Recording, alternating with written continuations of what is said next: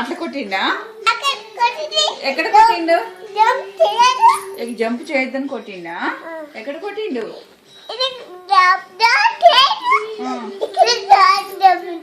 కొట్టిండా? దెబ్బ తాకిందా? సరే చెప్పు మనం.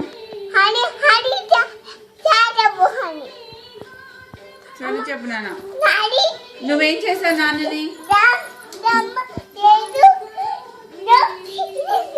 కాదు, నువ్వు నాన్నని ఏమన్నావు? ఏ అన్నావా నాన్నని? నాన్న సారీ చెప్పు. నాన్న సారీ చెప్పు. లేదు, నాన్నకి చెప్పు. నువ్వే సారీ చెప్పు. నాన్న చెప్తాడు.